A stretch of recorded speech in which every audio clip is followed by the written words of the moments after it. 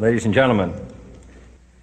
The very word secrecy is repugnant in a free and open society, and we are, as a people, inherently and historically opposed to secret societies, to secret oaths, and to secret proceedings. We decided long ago that the dangers of excessive and unwarranted concealment of pertinent facts far outweighed the dangers which are cited to justify it. Even today, there is little value in opposing the threat of a closed society by imitating its arbitrary restrictions. Even today, there is little value in ensuring the survival of our nation if our traditions do not survive with it.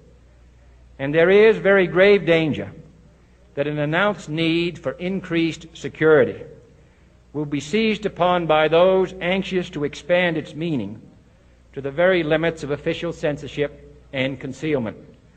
That I do not intend to permit to the extent that it's in my control. And no official of my administration, whether his rank is high or low, civilian or military, should interpret my words here tonight as an excuse to censor the news, to stifle dissent, to cover up our mistakes, or to withhold from the press and the public the facts they deserve to know. For we are opposed around the world by a monolithic and ruthless conspiracy that relies primarily on covert means for expanding its sphere of influence, on infiltration instead of invasion, on subversion instead of elections, on intimidation instead of free choice, on guerrillas by night instead of armies by day. It is a system which has conscripted vast human and material resources into the building of a tightly knit, highly efficient machine that combines military, diplomatic, intelligence, economic, scientific, and political operations. Its preparations are concealed, not published. Its mistakes are buried, not headlined. Its dissenters are silenced, not praised. No expenditure is questioned, no rumor is printed, no secret is revealed.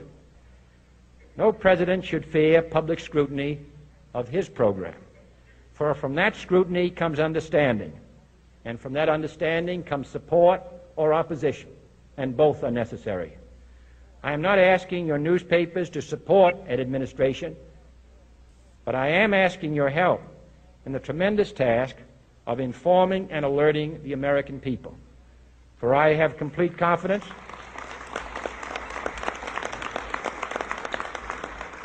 in the response and dedication of our citizens whenever they are fully informed. I not only could not stifle controversy among your readers, I welcome it. This administration intends to be candid about its errors. For as a wise man once said, an error doesn't become a mistake until you refuse to correct it. We intend to accept full responsibility for our errors, and we expect you to point them out when we miss them. Without debate, without criticism, no administration and no country can succeed, and no republic can survive. That is why the Athenian lawmaker Solon decreed it a crime for any citizen to shrink from controversy. And that is why our press was protected by the First Amendment, the only business in America specifically protected by the Constitution, not primarily to amuse and entertain, not to emphasize the trivial and the sentimental, not to simply give the public what it wants, but to inform, to arouse, to reflect, to state our dangers and our opportunities, to indicate our crises and our choices, to lead, mold, educate, and sometimes even anger public opinion. This means greater coverage and analysis of international news, for it is no longer far away and foreign, but close at hand and local. It means greater attention to improved understanding of the news, as well as improved transmission.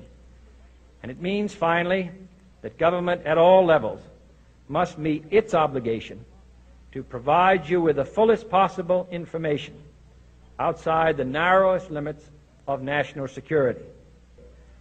And so it is to the printing press, to the recorder of man's deeds, the keeper of his conscience, the courier of his news, that we look for strength and assistance, confident that with your help, man will be what he was born to be, free and independent.